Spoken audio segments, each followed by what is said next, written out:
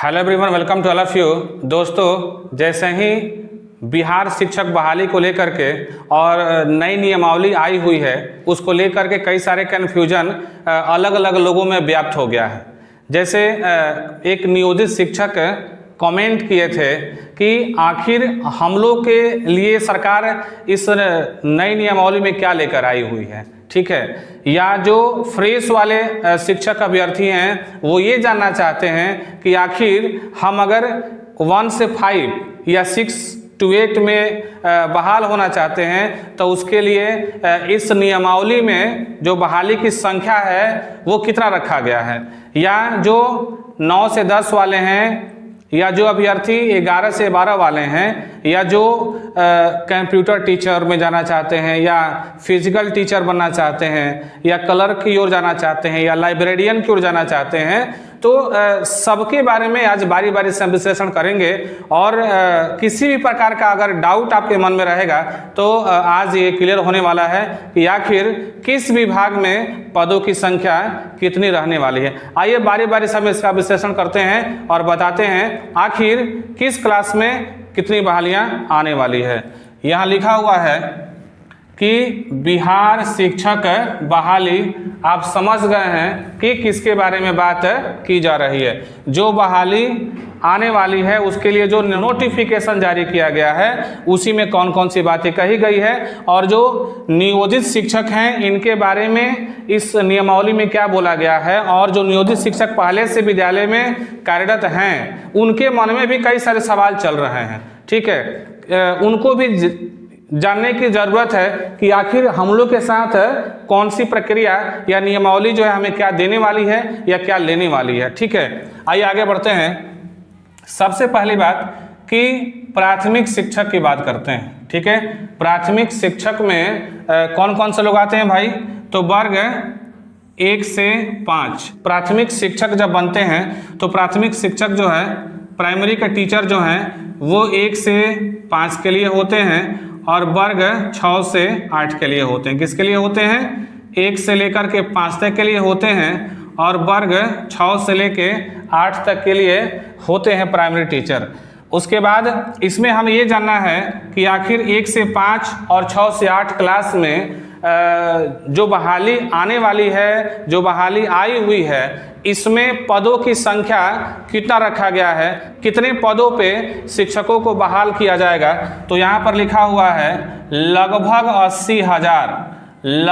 80,000 पदों पे बहाली होने वाली है। लगभग 80,000 पदों पे बहाली होने वाली है। और आप सभी को पता है कि अगले साल और उसके अगले साल यानी बैक टू बैक 2 सालों में 2 चुनाव होने वाला है। अतः सरकार जो है, स्वाभाविक है कि ये जो बहाली की संख्या है वो बढ़ा के रखेगी। अगर 80,000 है तो वो 5-10 हज़ार बढ़ के ही बहाली होगी जहाँ तक संभावना है।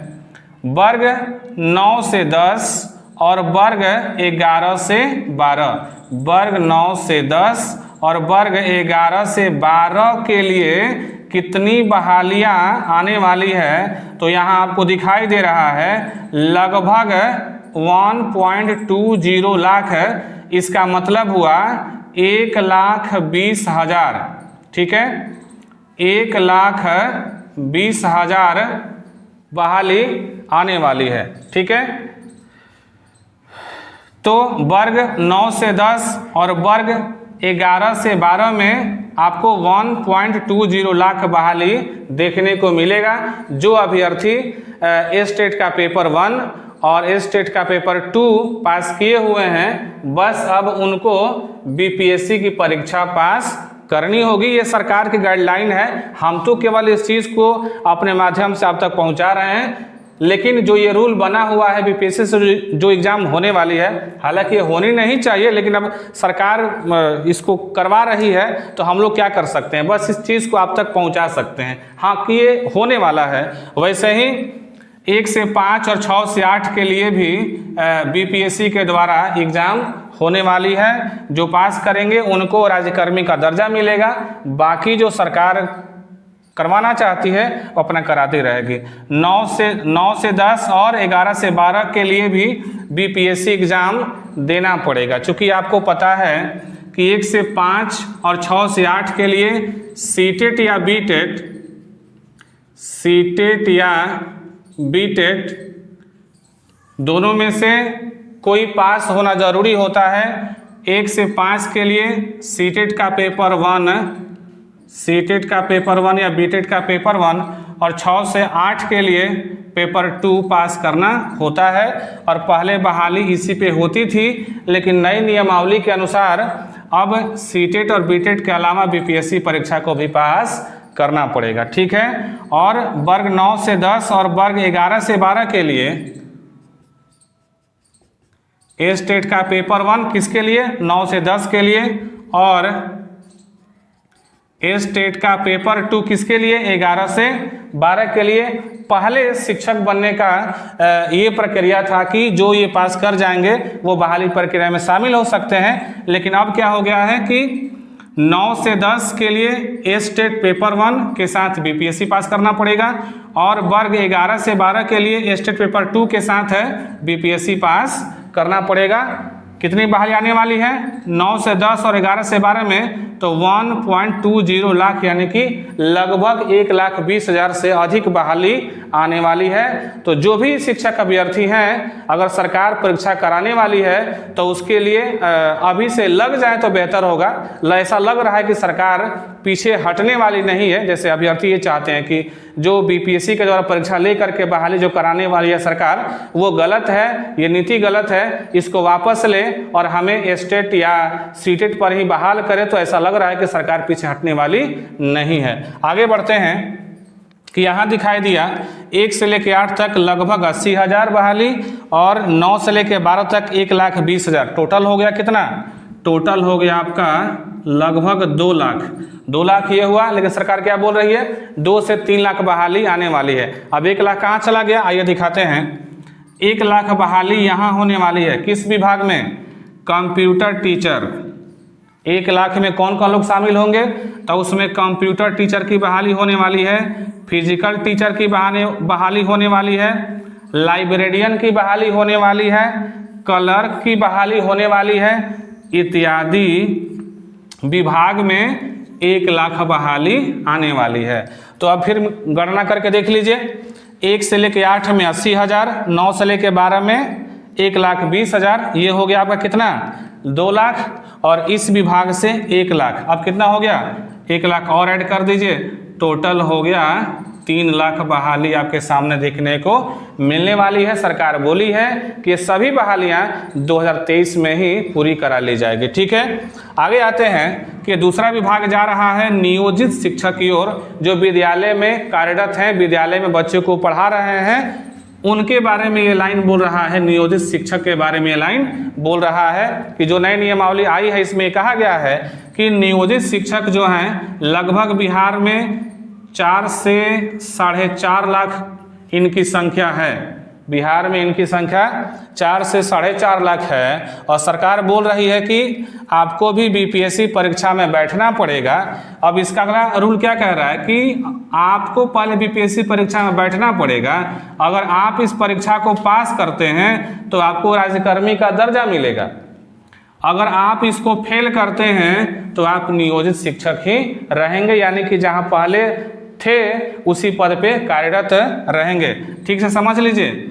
नियोजित शिक्षकों के बारे में लाइन कह रहा है कि जो शिक्षक विद्यालय में कार्यरत हैं उनके बारे में बात कर रहा है कि बीपीएससी परीक्षा देना पड़ेगा। अगर परीक्षा को पास कर लेते हैं तो उनको राज्यकर्मी का दर्जा मिल जाएगा। अगर पास नहीं करते हैं तो वो नियोजित शिक्षक पहले के तरह बरकरार रहेंगे। ठीक है। हालांकि नियोजित शिक्षक जो है इसलिए कामकाज बाधित किए हुए हैं कि उनसे पहले सरकार बोली थी कि हमारी सरकार आएगी, हालांकि जो अभी सत्ता में है पहले विपक्ष में थी, तो हमारी सरकार आएगी तो हम आपको राज्यकर्मी का दर्जा देंगे। लेकिन जैसे ही सरकार सत्ता में आई, सरकार ये कह रही है कि पहले परीक्षा दीजिए, पास करिएगा तो राज्यकर्मी का दर्जा मिलेगा, पास नहीं करिएगा तो जहां आप थे वहीं रहिएगा, यानी कि नियोजित शिक्षक ही रहिएगा। एक बात मुझे समझ में नहीं आ रही है कि नियोजित शिक्षक एक विद्यालय में कई सारे कार्यरत हैं, अगर बीपीएससी परीक्षा देते हैं तो मैंने माना कि 2 शिक्षक पास कर जाते हैं, 2 शिक्षक फेल कर जाते हैं।